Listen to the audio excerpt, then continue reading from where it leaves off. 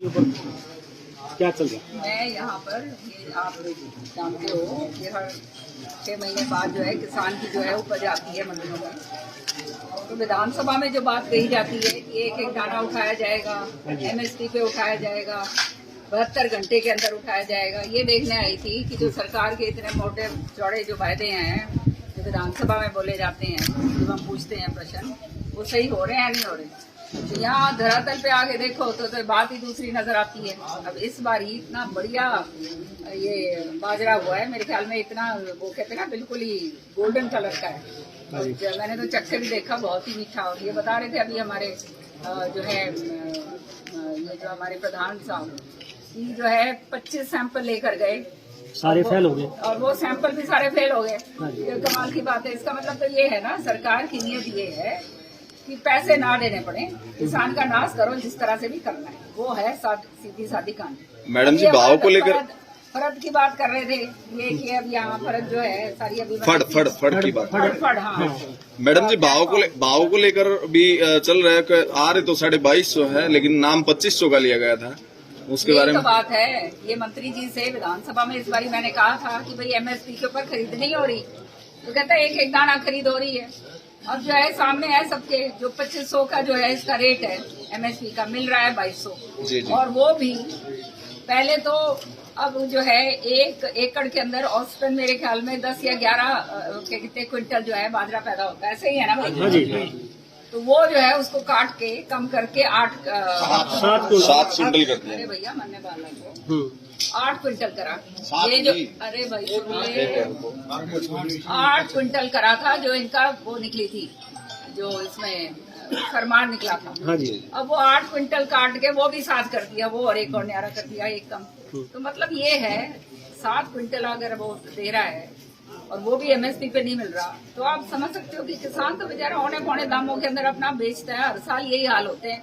किसान विरोधी सरकार है पूरी तरह हर तरीके से। यहाँ पे ये जो है नाम के लिए जो है यहाँ पे वो बना दिया था प्लेटफॉर्म, 6 महीने के अंदर अंदर डाल गया।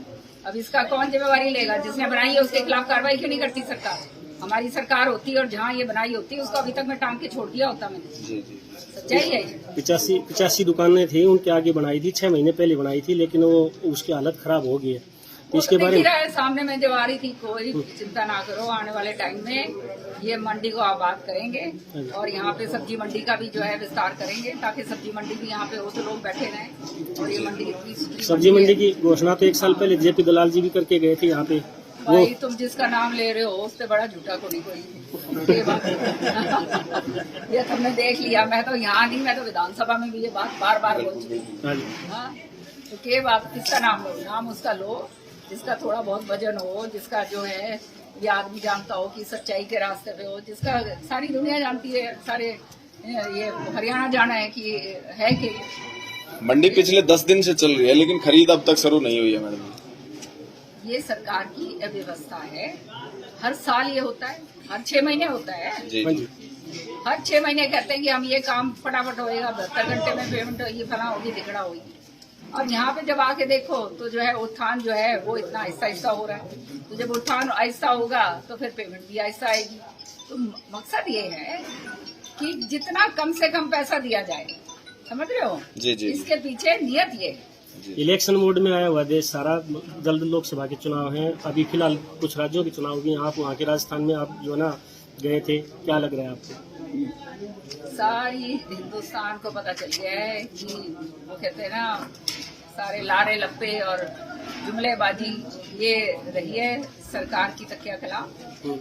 और केंद्र में भी सबने देख लिया, जो जो बातें हुई थी सारी की सारी सामने आ गई हैं। चाहे फौजी हों, उनने बेड़ा पाट लिया, जो नौजवान बच्चे हैं बेरोजगार, उनने बेड़ा पाट लिया, महिलाओं ने बेड़ा पाट लिया। कैसे उनके सिलेंडर जो है 11,500 पे करे, फिर अब चुनाव के कारण 200 कम कर दिया। तो इसी तरह से जो है किसान ने देख लिया भाई 2022 तक दुगनी इनकी आय हो ली।